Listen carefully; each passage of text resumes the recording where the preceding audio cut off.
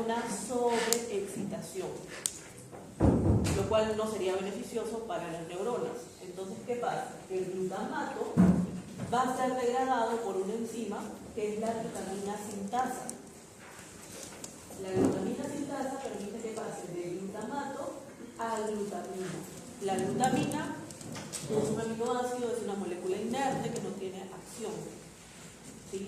Pero esta glutamina es importante también en el sentido de que es la que le va a dar ese grupo amino, ¿sí? La glutamina es la que le da ese grupo amino a esa estructura que se forma o que permite que se forme el glutamato, ¿sí? Entonces tenemos aquí el segundo camino. El tercer camino es ya la acción sobre sus receptores, ¿sí? Tenemos los receptores, como les había comentado, los receptores AMPA y los receptores NMDA, ¿okay? En el caso de estos receptores, el primero que se va a activar va a ser el receptor AMPA, es decir, que el glutamato, ¿no?, que se está liberando, lo primero que va a hacer es unirse a su receptor AMPA. Una vez que se une a su receptor AMPA, son canales o son, digamos, receptores de tipo ionotrópico, es decir, son canales iónicos que permiten el ingreso de ¿quién? Del sodio. ¿Sí? Generan despolarización. Genera que por dentro de la membrana se vuelva electropositivo, ¿ya? Y al generar esa despolarización, que sea más electropositiva, comienzan a activarse los otros receptores, que son los NMDA. Esa electropositividad hace que estos receptores NMDA comiencen a actuar. ¿Por qué? Porque normalmente vamos a ver que hay moléculas de magnesio que están cubriendo este receptor. Pero ¿qué pasa? Cuando tenemos la presencia del sodio que está generando que se vuelva más electropositivo, lo que hace es que este magnesio se desplace, dejando libre a este receptor NMDA. ¿Sí? Este receptor NMDA, ahora que se encuentra libre de ese magnesio, lo que va a generar es que se abran canales para el calcio. Entonces el calcio comienza a ingresar, ¿sí? Y aquí el calcio es importante porque actúa como un segundo mensajero. ¿Por qué? Porque se va a comenzar a unir a otras proteínas como calmodulina, proteína C, proteína A, que es la que va a ejercer los efectos. ¿Cuáles son esos efectos? Pueden ser variados. Entre los más importantes y que nos interesan a nosotros es que, por ejemplo, esa entrada de calcio favorece que haya mayor desarrollo de receptores AMPA. Entonces, ¿qué quiere decir esto? Que con mayor desarrollo de estos receptores vamos a tener una estimulación mucho más rápida. ¿Por qué? Porque ya, por ejemplo, no solamente vamos a tener un receptor AMPA, sino vamos a tener muchos receptores AMPA, ¿sí? Otro efecto que podría generar es, por ejemplo, que haya un desarrollo de las espinas dendríticas, ¿sí? Nosotros sabemos que tenemos aquí el soma, o bueno, este es el axón, y sabemos que tenemos a las dendritas, ¿sí?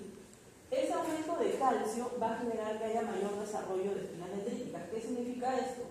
Que vamos a tener una mayor ramificación. ¿Y esto para qué? ¿Para qué sería importante?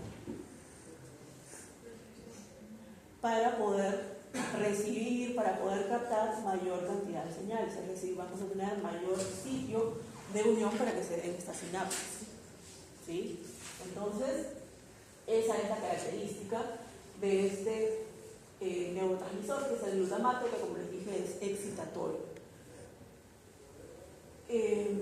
Ahora, es importante, ¿sí?, que se dé este tercer paso que nosotros hemos visto, pero también lo es el primer camino y el segundo, porque si no existiese, vamos a suponer que este camino 1 no existe, este tampoco, y comienza a fallar, ¿qué pasa? Que vamos a tener un exceso de glutamato en el espacio sináptico. Por lo tanto, va a comenzar a sobreestimular, a sobreexcitar a todas las neuronas que se encuentren cerca, a todas las que pueda llegar. ¿Y qué ocurre? Que podemos empezar a ver algunos efectos, como por ejemplo pacientes con convulsiones. ¿Sí? Porque genera sobreexcitación. ¿Sí? Entonces, ¿ese neurotransmisor es importante? Sí, es importantísimo. Es el que permite que se puedan conectar las señales de manera excitatoria, que ustedes puedan estar atentos ahorita en la clase, escribiendo. Pero si hay una falla en esta recaptación, ya sea por el mismo botón terminal o por el astrocito, hay una sobreestimulación. ¿Sí? Porque ya no tenemos quien esté, digamos, recogiendo ese exceso de glutamato, sino que ese exceso de glutamato comienza a unirse a sus receptores, por lo tanto genera sobreestimulación. Y lo más común que vemos son pacientes que presentan convulsiones. Sí. Sí, los tres van a ir dando de manera simultánea. Es importante que se den los tres. Si no hay astrocitos, una gran parte del glutamato va a sobreestimular. ¿Sí? Entonces es importante que existan esas proteínas cotransportadoras de sodio con glutamato. ¿Ya? Entonces, ese exceso de calcio que podría generar esa sobreexcitación es la que va a traer problemas, es la que comienza a generar lo que se conoce como injuria o daño celular, que puede llevar a una muerte celular, es decir, a una apoptosis. ¿Y esto por qué se da? Porque ese exceso de calcio, que como les comenté, es un segundo mensajero que ayuda a que puedan haber receptores, a que pueda haber mayor desarrollo para la sinapsis, a la larga sí puede generar que haya un incremento de los radicales libres. No sé si ustedes recuerdan por química o bioquímica, los radicales libres tienden a generar oxidación. Por lo tanto, hace que disminuya el oxígeno, por lo tanto, comienza a generar muerte celular. ¿Sí? Entonces hay aumento de radicales libres, comienzan a degradarse las membranas celulares. ¿Sí? ¿Por qué? Porque comienza a disminuir, por ejemplo, ATP. Si disminuye el ATP, entonces ya no tenemos la acción de las bombas, no tenemos bombas de sodio y potasio, no tenemos bombas de calcio que ayudan a que pueda salir el calcio, entonces genera daño, ¿no? Como podemos ver. Y finalmente degrada las proteínas, ¿sí? Degrada las proteínas, comienzan a desnaturalizarse, ya no funcionan estos transportadores, ya no funcionan esas proteínas canal, por lo tanto, llevan hacia la muerte celular. ¿Sí? Entonces de ahí la importancia de que el glutamato funcione, sí, fisiológicamente es buenísimo, pero es importante también que se pueda dar esa recaptación por parte del mismo botón terminal y por parte de estos astrocitos. ¿Sí? ¿Preguntas?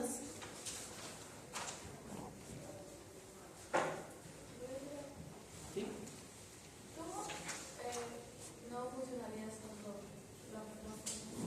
Que haya lesiones o que, digamos, que congénitamente sea un paciente que tiene pocas células de alegría o poco desarrollo de células de alegría.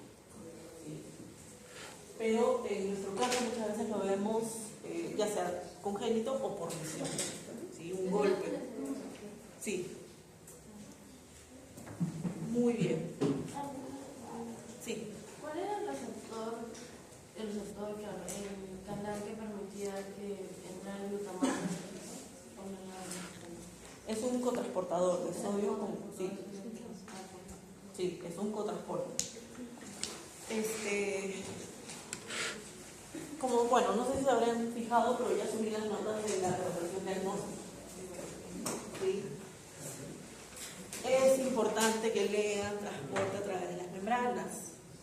Y, bueno, voy a hacer aquí un corte porque ya estoy hablando de eso, ¿no? Pero yo les pedí ejemplo de contratransporte, ¿sí? Y la mayoría me puso la bomba de sodio y de potasio, lo cual es incorrecto. Sabemos que van en direcciones opuestas, pero ¿cuál es la característica de la bomba de sodio y potasio y cuál es la característica de un contratransporte? El tipo de energía. ¿sí? Transporte activo primario, la bomba de sodio y potasio, ¿por qué? Porque utiliza ATP. Mientras que el contratransporte es secundario, ¿sí? Vamos a poner aquí contratransporte, bla, bla, bla, que podría ser un contratransporte de calcio con sodio, por ejemplo, ¿sí?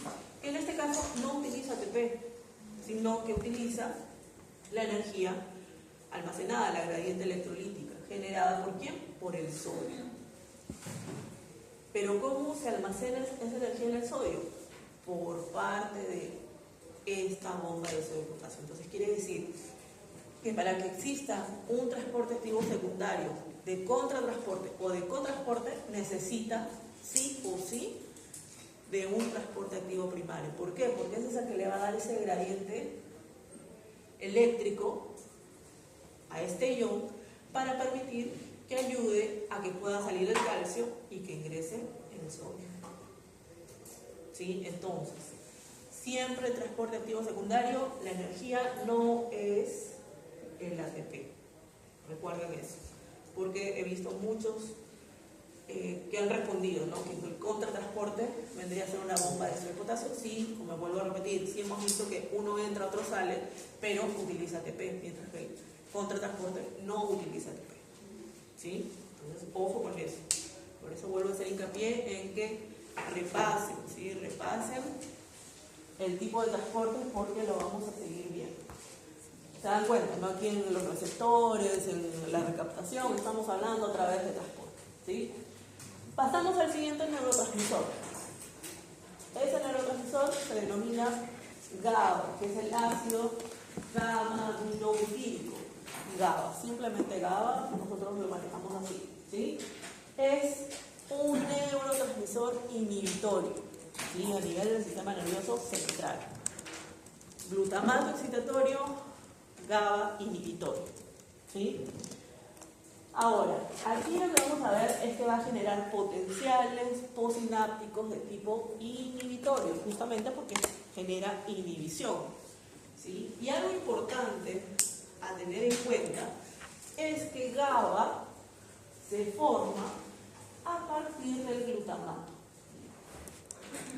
¿sí? Se va a formar a partir del glutamato, que sabemos que es el neurotransmisor excitatorio, pero ¿qué pasa?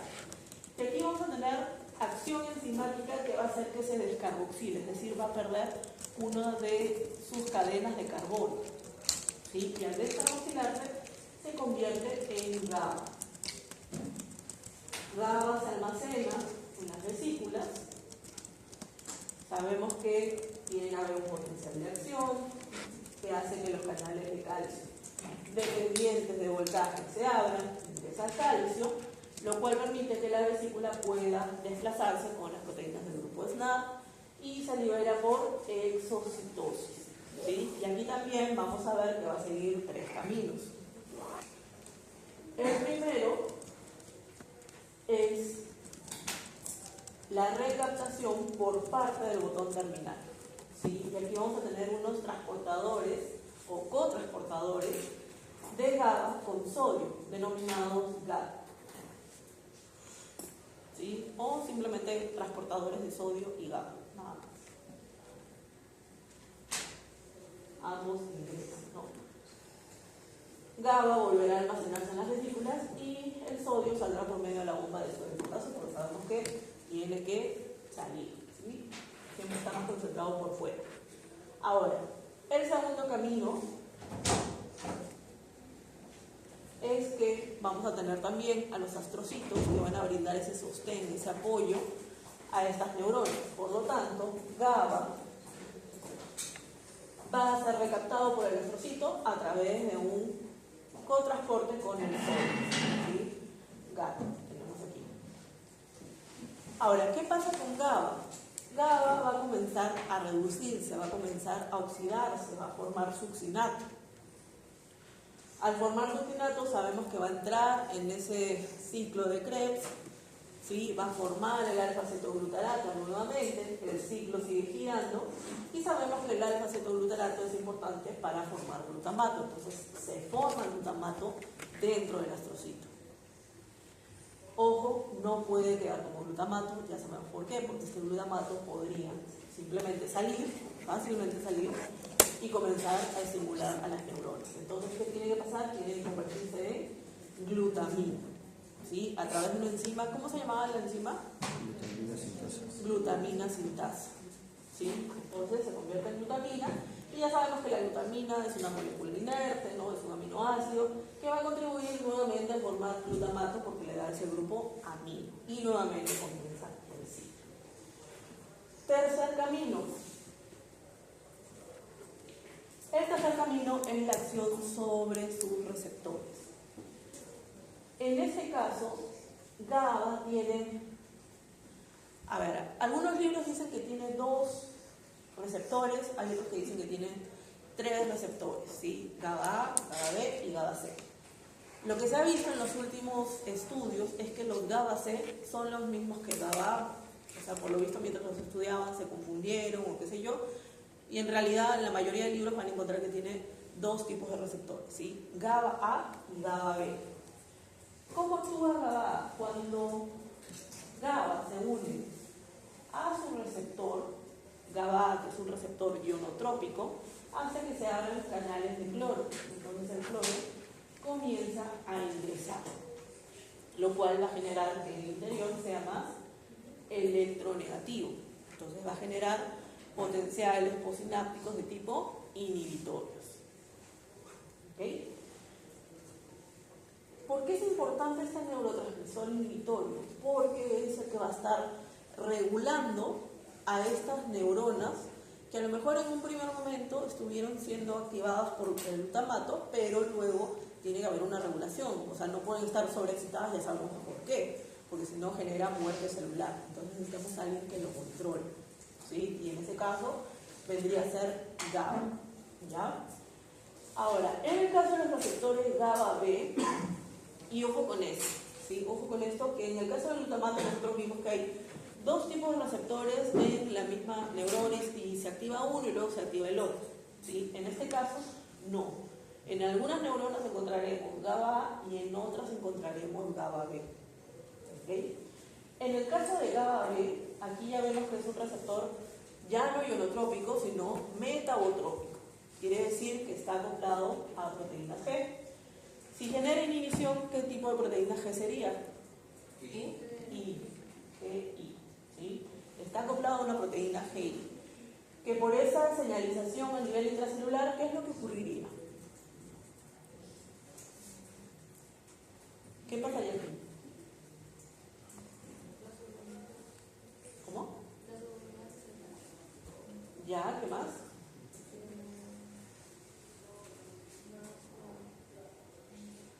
Va hacia las membranas, ¿sí? Donde encontramos una enzima. ¿Qué enzima? La adenyl-ciclasa, ¿sí? Lo cual la inactiva. Si la inactiva, entonces ¿qué ocurre? El ATP no puede convertirse en AMP cíclico. Si no hay AMP cíclico, ¿qué pasa con la proteína A? Disminuye. Entonces, ¿qué ocurre en ese caso? Se bloquean todos los canales positivos, es decir, los canales de calcio se bloquean, pero se abren los canales para el potasio, entonces sale el potasio. Por lo tanto, deja el interior negativo, generando potenciales posinápticos de tipo inhibitorio, genera inhibición. Solamente que en el caso de GABA A es por la entrada de cloro y en el caso de GABA B es por la salida de potasio. ¿Sí? En ambos casos genera inhibición. ¿Queda claro? ¿Alguna duda? ¿Alguna? Ok. Ahora quiero que se fijen aquí. Nos está hablando de un receptor GABA A, que sabemos que es un receptor ionotrópico que permite el ingreso del cloro. Esto es como si lo estuviésemos viendo desde arriba, ¿sí? Y estas proteínas canal tienen subunidades, como ven aquí, alfa, beta y gamma, ¿sí? ¿Qué ocurre normalmente? Que este neurotransmisor suele unirse entre las subunidades alfa y beta, para poder ejercer su acción inhibitoria. ¿Ok? Cuando hay un problema supongamos que tenemos un paciente que está queriendo comenzar con convulsiones porque hay un exceso de glutamato, entonces GABA comienza a liberarse, ¿sí? Para generar esa inhibición y contrarrestar el efecto del glutamato. Sabemos que hay condiciones que ya se ve sobrepasadas y el organismo ya no responde. Como por ejemplo, alguno habrá visto algún caso de epilepsia en mascotas, por ejemplo, no en perros, que es algo que se suele presentar.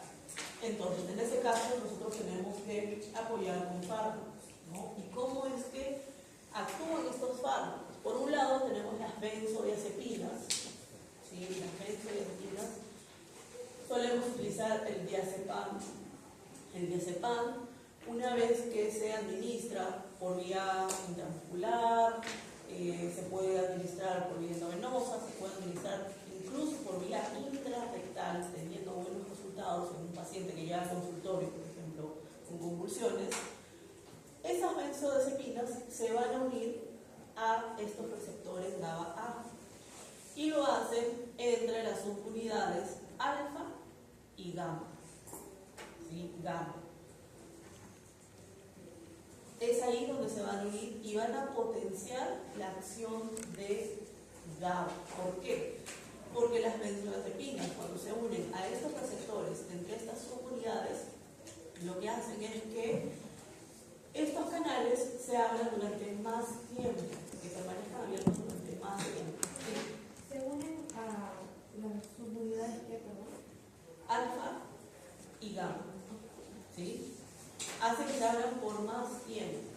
Si por ejemplo normalmente se abren durante 100, 150, 200 milisegundos, se van a abrir ya por 500, 600 milisegundos, lo cual permite que haya mayor ingreso de cloro, por lo tanto genera mayor inhibición y para esas convulsiones en estos pacientes epilépticos, ¿no? Que es nuestro ejemplo.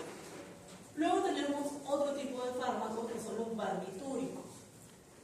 Habrán escuchado sobre el fenobarbital, ¿sí? Que muchas veces es la elección para darle a un paciente que tiene convulsión, ¿no? Que tiene epilepsia, se le da el fenobarbital. Y ese fenobarbital lo que va a hacer es unirse a estos receptores para GABA-A entre las subunidades beta y gamma. ¿Sí? Es ahí donde va a tener su acción. ¿Cuál es su acción? En este caso, ya no es esa acción de que permanezca abierto ese canal durante más tiempo, no, sino que se va a abrir durante más veces. ¿Sí? Se abre mayor cantidad de veces. En vez de que se abra una o dos veces, se abre 3, 4, 5, 6 veces, lo cual permite también que pueda haber ingreso de cloro, generando esa inhibición. ¿Sí? Entonces, es de esa manera como actúa. Yo sé que ustedes en fármaco van a llevar barbitúricos, benzodiazepinas, pero es para que puedan entender la importancia de estos canales. ¿Sí?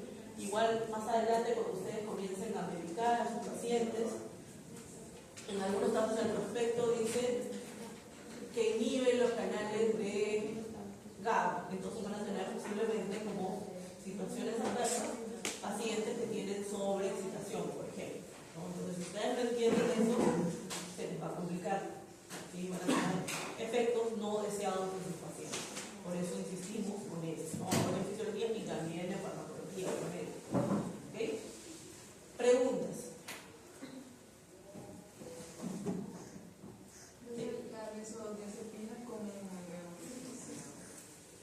Las benzodiazepinas se unen entre las subunidades alfa y gamma, ¿sí?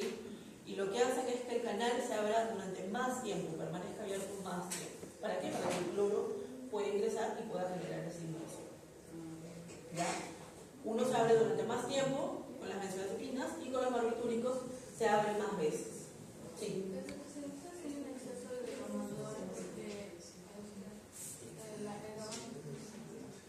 Puede ser que haya problemas con GABA, puede ser que haya problemas con el astrocito, puede que haya problemas con los receptores, etc. Pueden ser varias cosas. ¿Sí? Muy bien. Siguiente neurotransmisor.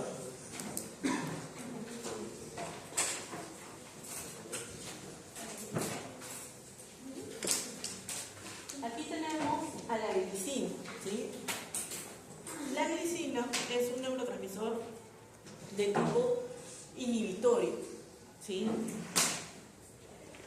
Que va a estar siendo liberado a nivel de lo que vendría a ser el sistema nervioso central. Lo vamos a encontrar, por ejemplo, en interneuronas o neuronas tipo células de Renshaw, que las encontramos a nivel de la médula, y que van a estar regulando, controlando la acción de las motoneuronas alfa, ¿sí? ¿Qué neurotransmisor liberaban las motoneuronas alfa? ¿Cuál?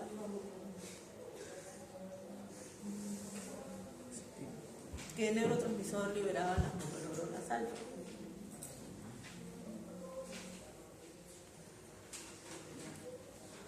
Miren que la próxima semana ya es el examen.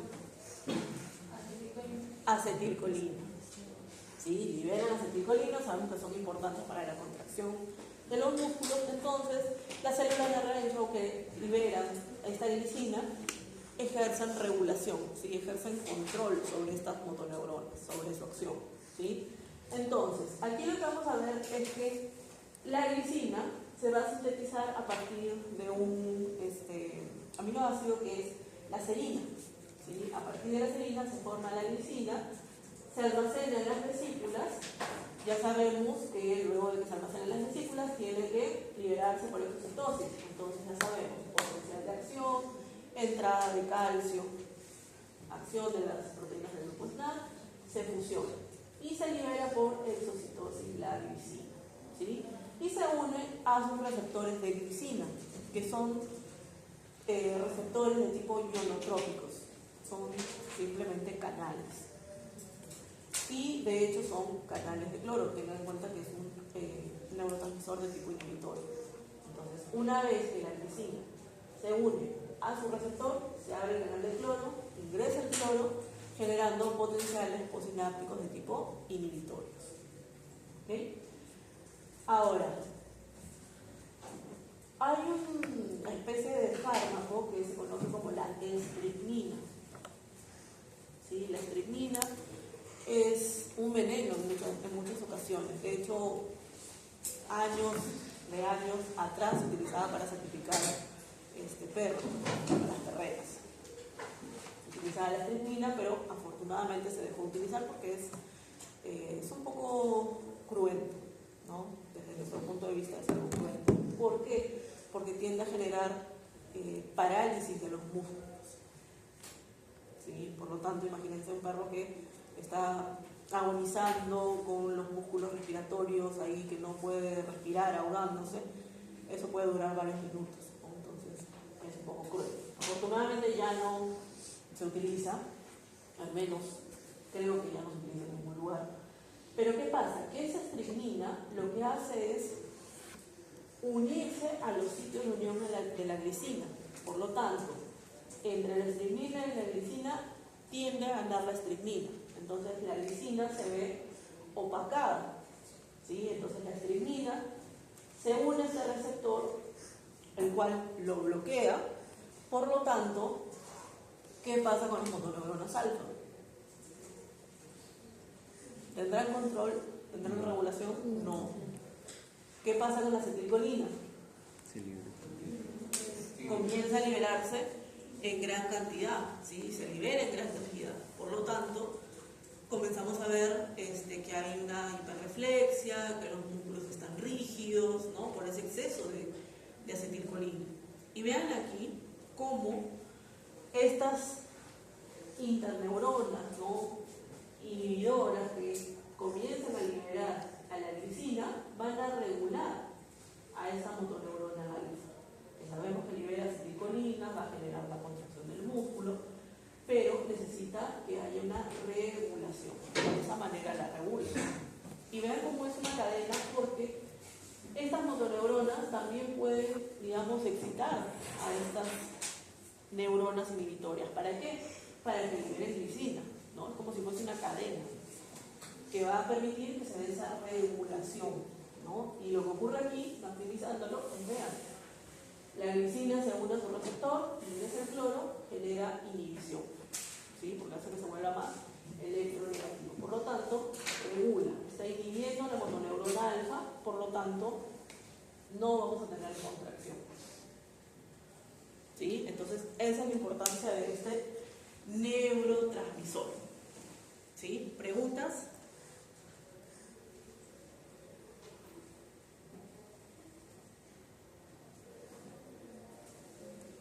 Muy bien, entonces continuamos con lo que vendría a ser el músculo liso, recordando un poco su estructura, a diferencia del músculo esquelético que lo vimos la semana pasada, ¿no? Tiene esta forma de uso, presenta lo que vendrían a ser las caviolas, ¿no?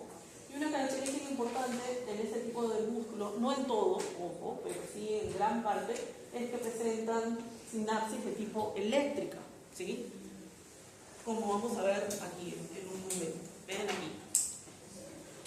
Vamos a recordar un poco que el músculo liso se divide en multiunitario, como vemos aquí, y unitario. ¿Sí? El multiunitario se refiere a que tenemos las fibras musculares lisas, en las cuales están llegando las neuronas, que son las que van a hacer sinapsis y van a transmitir la información.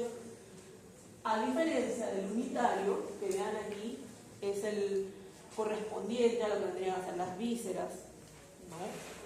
Por eso se conoce también como músculo liso visceral. ¿Qué ocurre aquí? Que van a actuar todas estas fibras musculares lisas como si fuese un sincillo. Vamos a ver que reciben inervación de una neurona, como podemos ver aquí, pero ¿qué pasa? Que esa señal de esa sinapsis, de la cual posiblemente está liberando alguna sustancia química, va a hacer que se transmita a través de las uniones GAP, haciendo que la señal se transmita por corriente iónica, ¿sí? Que ya lo hemos hablado la semana pasada, ¿sí? Entonces todas estas células van a funcionar, van a responder como si fuesen una sola célula, como si fuesen un sincillo, ¿no? Entonces se contrae y se relaja, se contrae y se relaja, por ejemplo el estómago, ¿sí? A diferencia del multiunitario, como vemos aquí, de manera unitaria se da esa sinapsis. La vamos a encontrar, por ejemplo, en lugares donde requieren una inervación muy fina, como por ejemplo a nivel de la vista, a nivel del olfato, ¿no? A nivel de la audición también un poco. Pero lo demás lo vamos a ver de esta manera, ¿sí? Donde las señales se van a transmitir de manera eléctrica a través de las uniones GAP. ¿Ok? Ahora, ¿cómo es que funciona? ¿Cómo es que se da la contracción? Y para esto pregunto, ¿cómo se generaba la contracción en el músculo esquelético? ¿Qué ocurría? ¿Cómo? No escucho. ¿Los puentes cruzados? ¿Quiere decir que en el músculo liso no se generan puentes cruzados? Sí, se generan también puentes cruzados. ¿Sí? Ojo con eso. ¿Por qué? Porque también tiene filamentos de actina y de miosina. ¿Sí? Pero ¿cómo ocurre aquí? ¿Qué se necesitaba en el caso del músculo esquelético? Acetilcolina, entrada de calcio, ¿sí? O sea que aquí el calcio no se necesita. Sí, se necesita también. El calcio siempre es importante para la contracción, pero sí, tiene que haber entrada de calcio. ¿Para qué?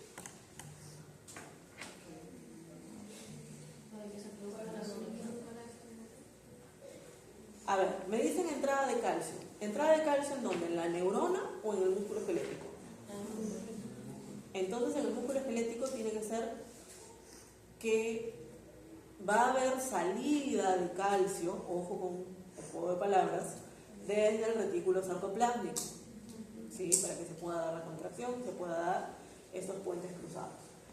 En este caso va a variar un poco, porque vean aquí que el calcio que genera la contracción proviene desde el exterior y también puede venir del retículo sarcoplásmico. ¿Sí? El calcio que ingresa y calcio que sale del retículo.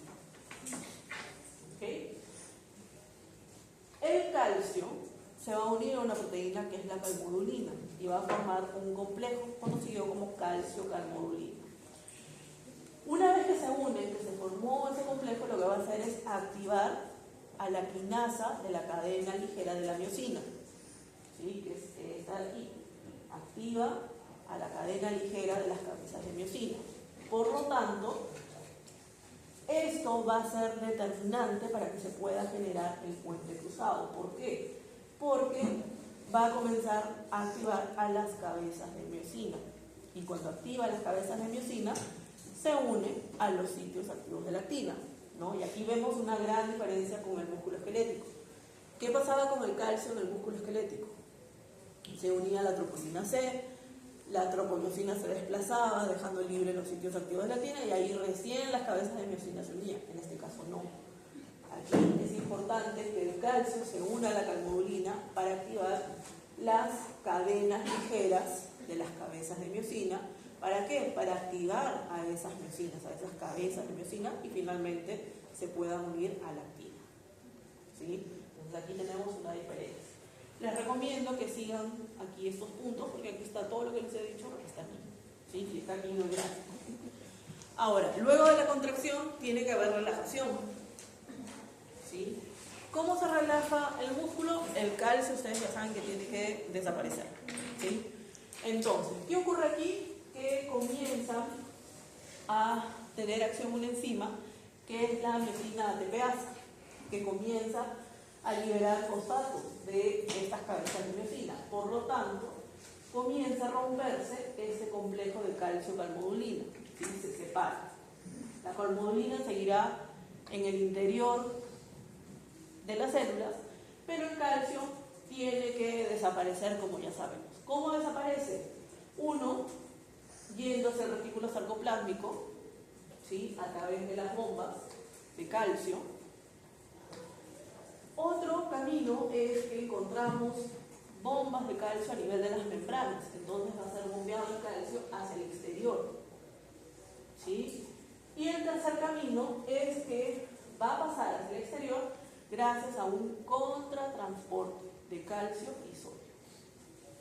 Son las tres posibilidades para que el calcio desaparezca y se pueda dar la relajación. Podemos ver que hay diferencias respecto a cómo se da la contracción en el músculo esquelético. Sí, definitivamente sí.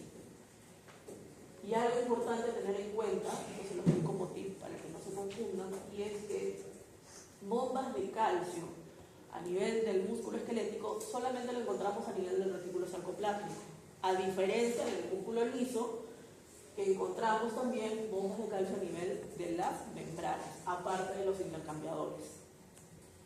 ¿Sí? Estos dos no los encontramos en el músculo esquelético. ¿Sí? Se los recuerdo. Hago hincapié en esto porque muchas veces a la hora cuando se les pide, ya sea exponer o ya sea responder en el examen, algunos colocan el músculo esquelético, esto de acá, lo cual no corresponde. Esto es solamente el músculo liso. El músculo cardíaco también, pero bueno, eso lo vamos a ver en su momento en la semana 5. ¿Sí? Entonces, tener en cuenta estos pequeños puntos que estamos viendo para tener bien diferenciado una contracción de la otra. ¿Ok? ¿Preguntas hasta aquí?